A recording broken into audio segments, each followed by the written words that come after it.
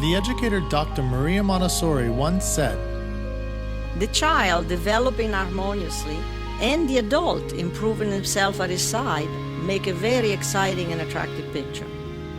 Welcome to Montessori Education with me, Jesse McCarthy, where we talk raising children and educating students while bettering ourselves right alongside them. Hi, everybody. It is April 21st, so everybody is still pretty much on some kind of lockdown, at least most definitely in America. I thought I want to get something out that was for, working parents at home that are clearly struggling. I mean, there's some are struggling more than others, but I think everybody is like, there's a lot going on. So I want to get something out really quickly for you guys out there. I spoke with an old colleague and friend of mine, Daniela Monteiro.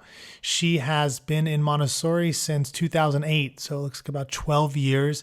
She worked as a primary or CASA teacher, so that's for 3 to 6-year-old children. She was an administrator in Montessori, an assistant head of school, also a curriculum coordinator, so she's kind of played a lot of different roles throughout.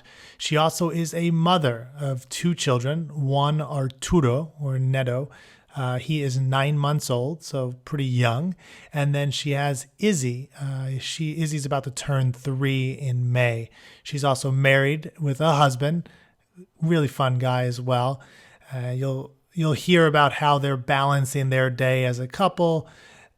There's just a lot of insight from somebody who really knows Montessori, but also knows kind of the stresses and the difficulties of being at home with children, particularly when you're also a working parent. So this is a challenge for anybody who's in those shoes. Oh, and Danielle also shares a lot of insights through her social media work, which is in Portuguese, normally on Instagram, and I think also on YouTube. So at the end, or probably on the episode page, I will share a link to those. You can hear from her there. So she's doing a lot. And with that as a quick intro to my guest today, let's get right to our conversation. Daniela, thank you so much for coming on. Daniela Monteiro. Am I saying that correctly? Yes. Cool. Well, thank you again for coming on. I appreciate it. Thank you. It's a pleasure. Cool. So I thought, again, I love just hopping in. So we're still in coronavirus time, so it's been a little bit crazy for parents and teachers, and you are literally both of those because you're an actual teacher and you're a parent of 2. But so any stories from the last few weeks that have been, particularly cool for you, whether it's at home, school, whatever, anything jump out, come to mind? Yes. I've been working with Izzy, my older daughter, trying to give her something cool to do like every day, a little different activity, like 2 minutes, 5 minutes, when Arthur is sleeping. And the other day we went out for a ride, and I was tired of being home, and she just said, "Mommy, I really want to go to school." And I was like, "Oh, okay. I missed you. I wanted to go back to school." And she's like, "No, Mommy, I want to go to school with you at home." And I thought that was like a super cute, and it made my day. So you're like the new teacher mom at home is basically what's going on with Izzy. Yeah, I mean, I don't want to do like Montessori at home because obviously I don't have like the materials. Yeah. So what I try to do is more like the philosophy of Montessori, and follow it as giving her like independence and giving her, instilling her curiosities, and doing the small activities, like simple things that I would do like when I was a kid, and just trying to be a kid, just like her, like see the world through her eyes, Yeah.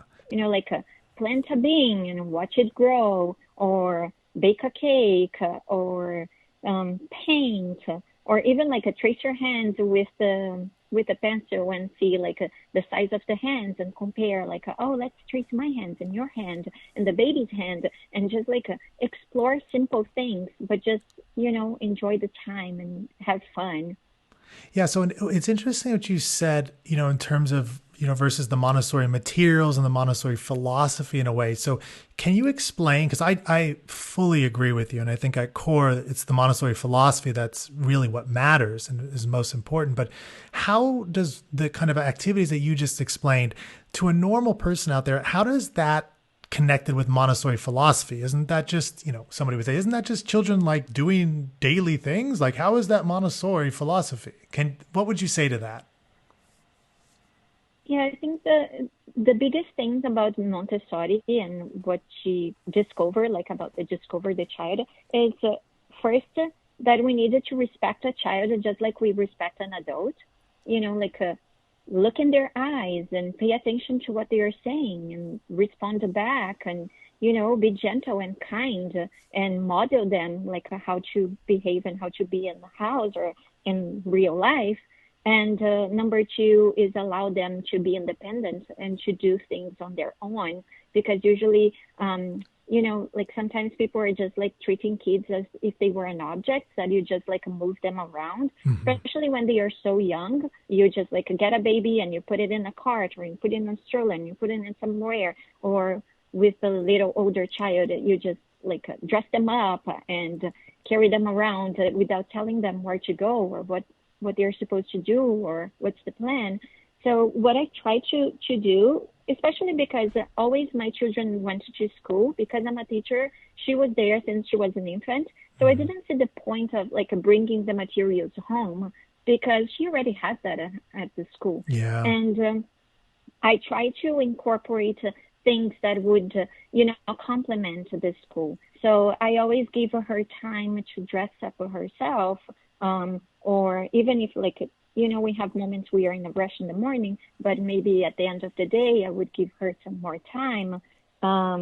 If I'm doing something at home, I always invite her to be with me, real life stuff. Yeah. Like I'm going to cook a dinner. So I put her on my side and I tell her like, oh, I'm cutting the vegetables, or this is what I'm doing. Would you like to help me with, something that she can do, like washing the vegetables or sorting this or holding the pan or closing it? Ask her to help me. Yeah. She does everything with me. So, yeah. So I'm curious because, you're a teacher, Izzy is already in Montessori, but obviously right now she's at home like most children in America right now. Do you feel comfortable not having materials at home for, let's say it's been a month, basically around America, and then longer right now? Or are you thinking, no, we eventually I'm gonna have to get some materials in the house? Like, how are you thinking about that? I did bring some materials home, but I'm finding like more and more that there's no need to use the materials right now. I do love the materials and she loves to work with them. So sometimes I sit with her and I introduce one another material, especially because she just transitioned to the primary classroom and I want her to be able to get something. So when she comes back, she's not like back to the beginning again. But I'm finding that it's nice there's so much we can do at home and so many things we can use and turn into like Montessori that not always I'm using the materials. So for example, instead of having like a sound cylinders as we do like in the Montessori room, I just made shakers with her and we did it like soft, putting salt and, loud, putting beans, and the middle, like putting rice, and just exploring. And the process of making it was way more fun than, just bringing the material home because the setting is different. So you know what I mean? Yeah. So, for those that don't know the sound cylinders, it's kind of like a wooden material with some shaken stuff inside of it. So it makes a sound, but there's different levels of sounds. And I think Daniela just basically explained that with rice. And what were the other things you used? So rice, what was the? Salt. For making it like a soft sound. And beans for making it loud. And beans for So what's cool about what you're saying is like in reality, like these materials were developed by Maria Montessori and other people as they went along, and they kind of experimented, kind of like what you're doing now at home, right, Daniela? Like this is just experimentation using what we know from Montessori, but you're experimenting in your own environment and seeing what works with Izzy and also Arturo, I'm assuming. Yes. I would say, like it's been such a stressful time for everybody. And people were asking me like what to do, and I tell them go simple, like do what you know what to do, or just try to remember when you were a child, what kept you alive, what were things that would call your attention, and just do that. And you slow down and look at your child and listen to them. You don't have to do this all day long, because we needed to work, we need to cook, we need to take care of the house, but make sure you have a special moment where you can do that. The other day I went out. One thing that I would say is just go for walks. Walks are great with your child, and just like slow down and follow your child. Let them lead the walk. Before, we were just used to take them to the playground, and they would go and play. But now that I can go to the playground, I realize there's so much into our garden. We just go outside and to the garden every day, and every day is a new discovery. Yeah. Like one day she just found the roly-polies, and she was so intrigued by roly-polies. So we had a whole talk about it. And when we came home, I started some books on the internet and YouTube, and we were talking about it. Then we plant the beans, and we since then every day we follow and we will observe the bean grow. Yeah. We are taking care of our own garden and washing the plants and watering the plants and taking care of their leaves. We have a fish which we take care of every day. She washes the dishes in the morning for me every day. So yeah, and I your examples, I love the roly-poly example too, because there's so much that can come out of your natural everyday, as you're saying. Like, and then you go home, you're researching the roly-poly, you both learning stuff about things. So it's beautiful. What I want to get at, I'm curious about this, because you must experience this as a mom, because you're also working as a teacher, because you're doing, I'm sure you're doing virtual learning with the other children in your class. I'm assuming, but you can tell me if I'm wrong. So what do you do during those moments when it's like you'd love to take that long walk with, like, say, Izzy at 3, but it takes time for her to walk. She moves slower. You yourself, maybe you want to go get some exercise and do a real walk on your own. Like, how do you handle that? Yeah, so I would say routine. Routine is everything for us here at home. Like, I found it that having a routine saves life, and not having a routine can make everything go wrong. Yeah. For the adults and for the children. So I literally, like at the beginning when all this happened, I sat down and I wrote down a routine for me, a routine for my husband, a routine for both of our children, and try to put them all together in one single chart. My husband was like, what is that? And I was like, I'm trying to so I used like all different colors and, trying to make things make sense of how we were going to handle that.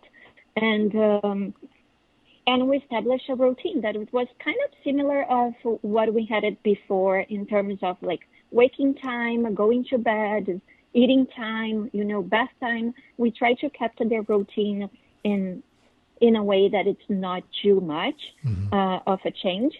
But we also try to fit in all the activities that we were not doing before. Like I have to do way more stuff now at home and with the work.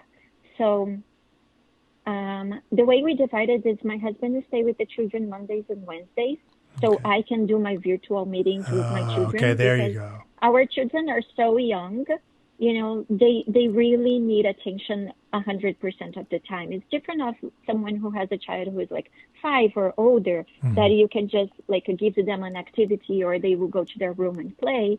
Because I have a 9-month-old, you can just tell him like, go to your room. I'm gonna, So the way we did is like we divided those 2 days. It's his day, and the rest of the days are my days. Okay. And of course, I still needed to work in those days, and then we try to fit in, like phone calls.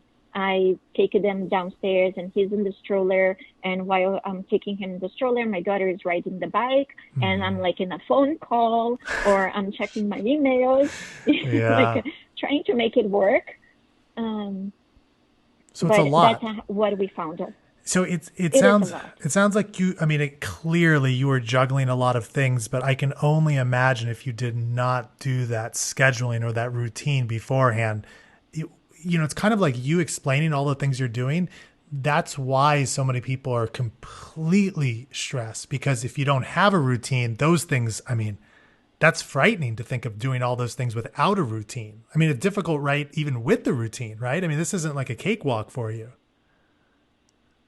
Yeah, it's well, I would say that now things are getting so calm, and it's kind Wow. of Okay. nice because there is no rush. I can wake up in the morning and I'm not like rushing, oh, look at the clock, or we need to go, get in the car, get the food. I'm not, Hmm. I'm just calm. And the children are settled at this point because it's what, like the fourth week. Yeah. So of having the same routine and the same consistency, like they know what to expect. They know what's coming next. Yeah. Even when I tell like my daughter in the morning, I say today is daddy's day or today is mommy's day. She knows She knows. what Yeah. it's look like, and this makes life a little easier for us. It's definitely tiring, but easier. Yeah. And even, I mean, you're raising that your daughter, she'll know, oh, it's daddy's time. I mean, I was talking to a buddy of mine who's a parent. I was just emphasizing that the chaos, particularly in the first few weeks of this, children didn't know what's coming next. They don't know what's coming the next day because mom and dad are kind of crazed, and understandably. But I mean, for children who they don't really have control over their lives, at least knowing this comes now. I know that this day is daddy's day or mom. Like that's pretty huge. Like you feel like I have control, as a child. So I think I have to imagine. Do you feel the same way or no? Yes, exactly. And I always tell people write down because when I wrote down, it makes sense not only for me, but I could point to her and explain to her, Hmm. like, oh, this is how it's going to work, or now it's time for this. And it was something concrete. We always say that in Montessori, it has to be concrete for this Yeah. age. And she couldn't see it. Even she would refer to it and say like, oh, what are we doing next? Like looking and trying to make sense.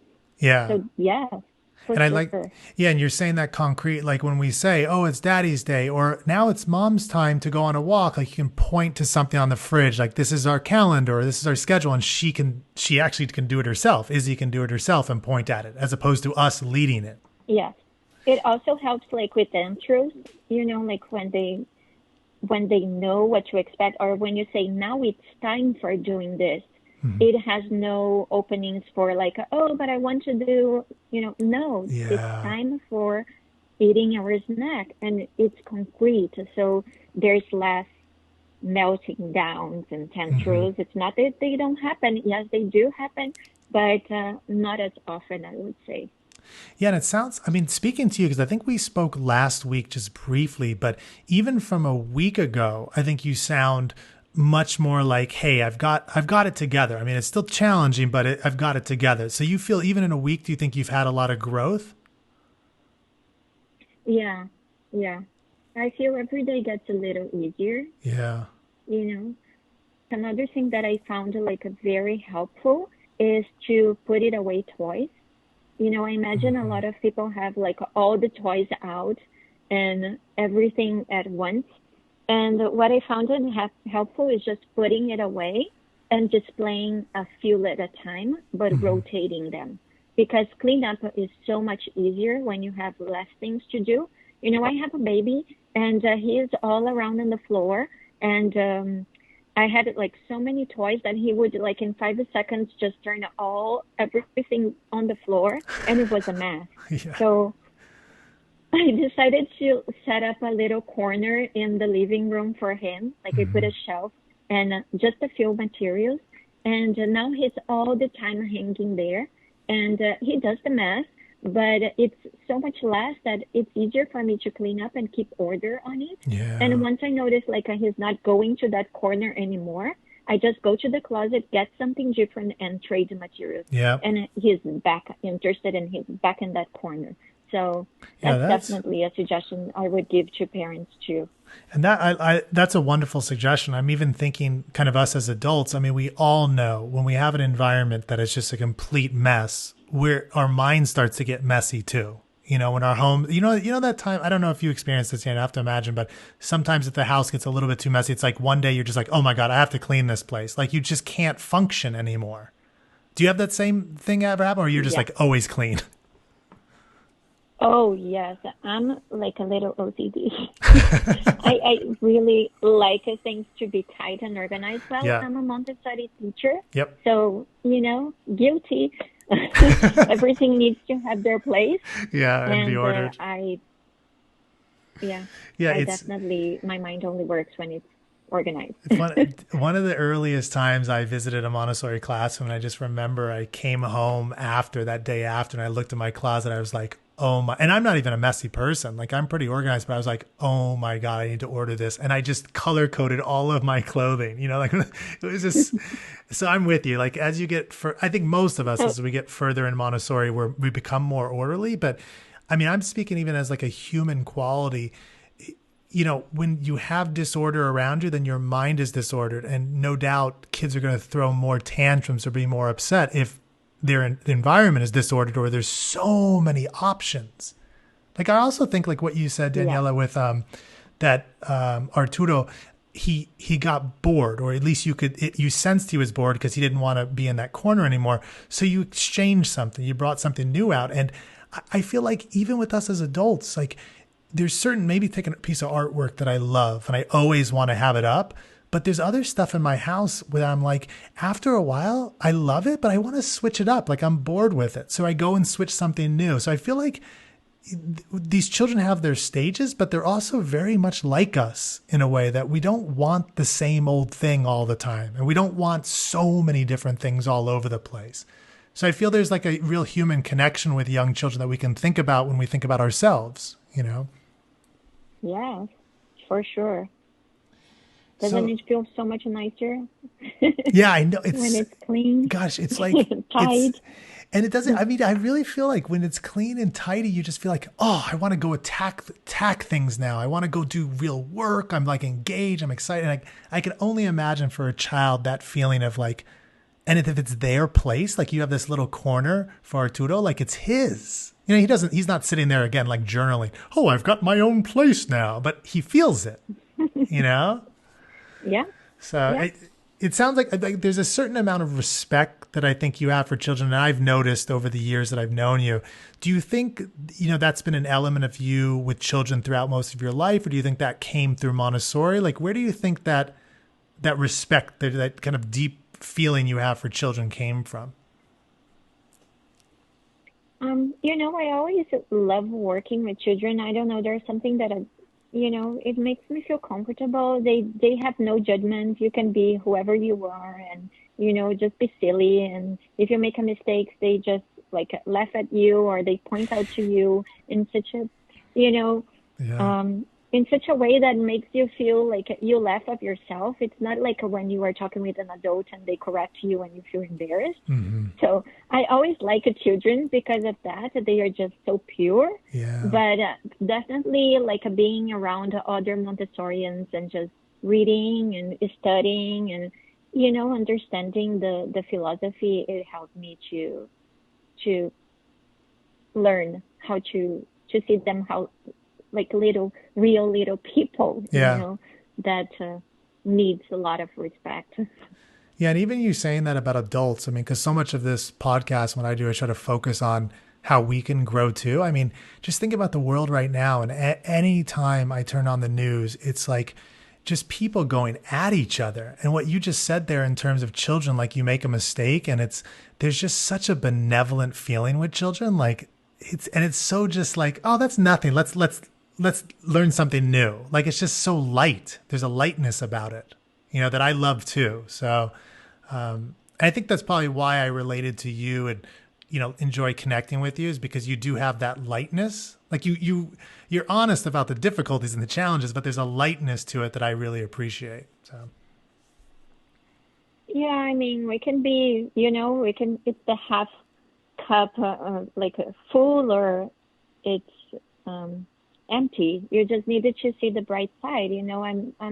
It's definitely super tiring. It was stressful for me the first few weeks. At the end of the day, I'm so tired and I just want to go to bed. Yeah. Sometimes I can even function. But on the other hand, I'm getting to spend the time that I didn't have with my children before because I worked full day. And now, I still work full day, but now I get to see them, or, I get to breastfeed my son, which before I had to pump. And, there are so many things that are nice. Yeah. And, just learn to see the good side and enjoy. Yeah. And I like how, because sometimes I can feel like a slight, some people be like, oh, well, just love your child and everything will be fine. And it's a great feeling, but it sometimes feels a little empty because there's not like practical guidance, where you seem to have, Montessori talks about that love is not enough, but we need love and understanding. And it seems that you have that combination. And I think you're offering that type of combination to people out there. So I just want to say thank you for that. I wanted to make this short because just thinking about the parents out there that actually have children at home and are working, like short and sweet these days is huge. But is there anything else you want to share before we hop off? I would say just, do your routine and involve your child in everything you are doing. Even like if you wanted to send an email, you just can sit your child with you and say, oh, I got to write this email. Do you want to see how I write? And, just have your child sitting and show them and explain what it is. Because sometimes children, they love adults and they wanted to do everything we do. They want to be around us.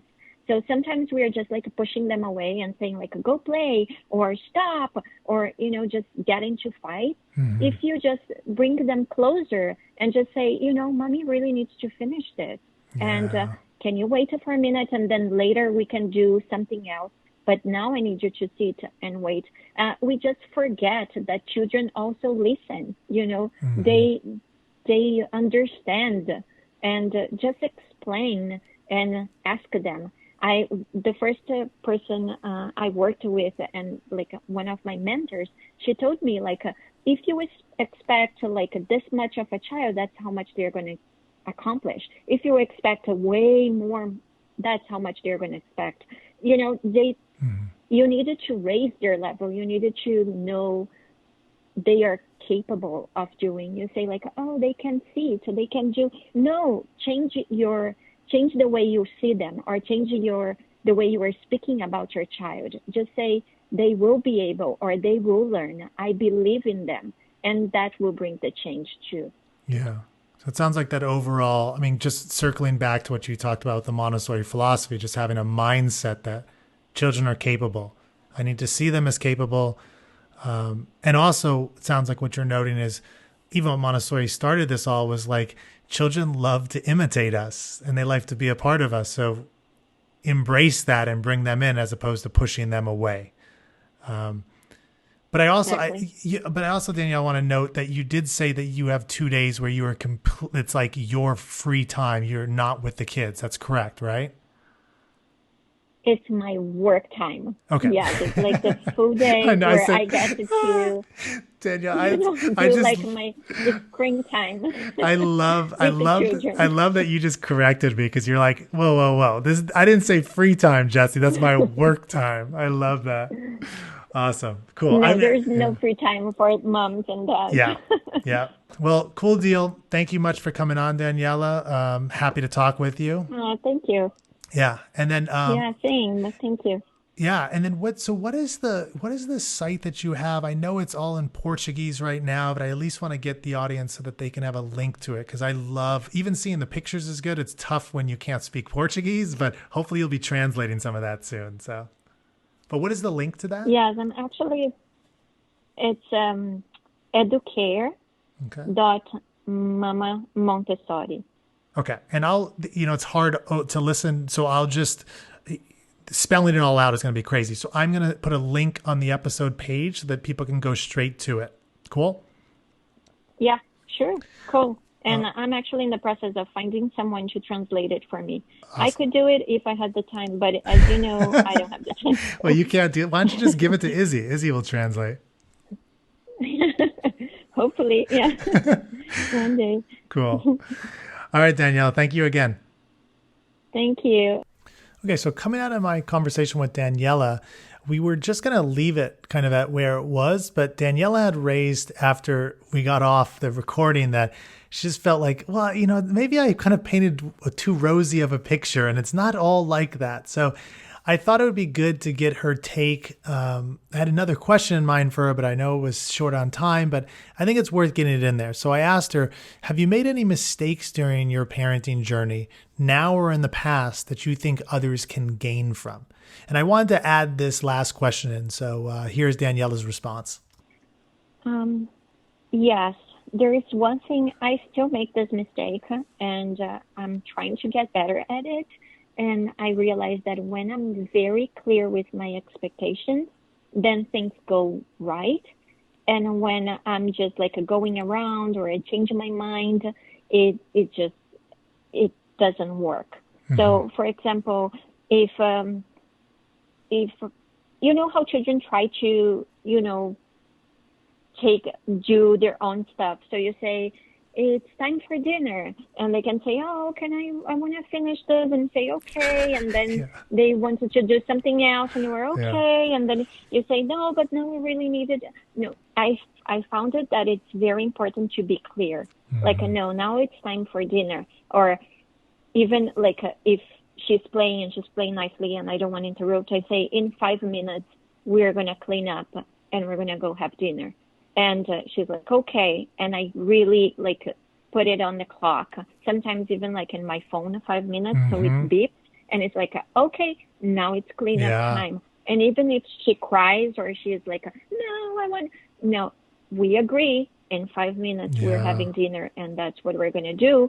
And doing this consistently, it really helps us because they realize that, oh, this is for real. Once mommy said she's going to go through.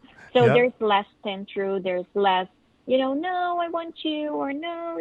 Then that makes us happier parents too, because it can be so stressful to deal with children all the time and, be in this fighting and arguing don't go there. Don't go there. And I mean, it reminds me too, because circling back to the concrete or the specific is like even that timer that you said, like you can point to the timer. It's not mommy telling you've done something. It's the timer saying that was the 5 minutes, so I think there's something about that that's really cool. And also, in Montessori, we talk about freedom within limits, this phrase that we use.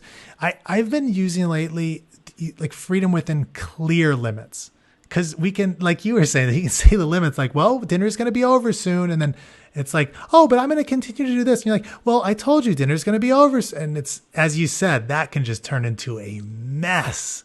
So I like that you're emphasizing that, that consistency. And then just even if the child is bawling, be consistent. Because as you said, like after the long run, that's going to lead to a happier parent and definitely a happier child. So it's not, just you, obviously, as a parent. So, but it's tough in the moment, right, Daniela? So when in the moment, because I know a lot of parents are, how do you maintain that consistency? How do you do it? Daniela Monteiro, how do you do it?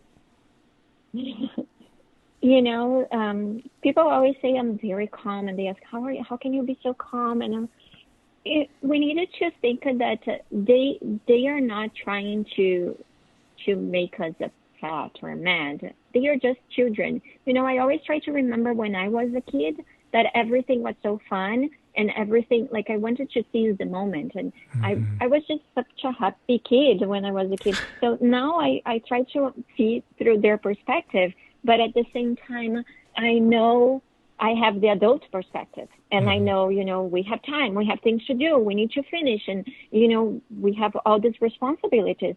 But I don't need it to push this down to them. I can make it like a going around. So what I do is just like, okay, take a deep breath and let's think in a way that it can be used,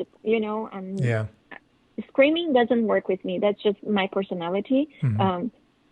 And it's a little different for my husband. I think it has, I don't know, it depends on the who, like, in you finding your own style and sticking with it. When I try to be mad at my daughter, she completely ignores me. And sometimes she even laughs, which makes me feel so embarrassed because, like, Yeah. it's just not my style. It's just not who I am. But yeah. So, I mean, and of course, being angry at children, you can express your emotion, but at the end of the day, I think helping them to be with that consistency and the limits that you're talking about, I think that is ultimately going to be much more helpful than you screaming at your child anyway. So I think it's a positive thing that you're not a yeller, right? yeah.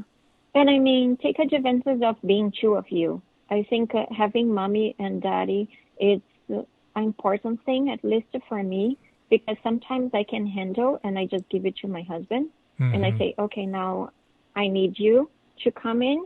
And he has saved me so many times when I'm exhausted, because I'll tell you, working with children all day long and having children 24/7 every day, it's not easy. And sometimes I'm just like, I'm all done. I need a time away. So yeah, it's wonderful. Understand and respect this in you, step back and say, I need some time. Yeah. Yeah.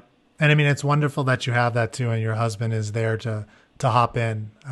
And I mean, and vice versa, because I know, oftentimes husbands kind of aren't expressing their emotions as much as maybe they should. So it's good to know that a husband might have his wife, or whatever your relationship is, some other human being to help you out. So I'm glad to hear that you're saying when it is feeling overwhelmed, you have somebody there and you express that, hey, I need some help right now. So it's cool to hear.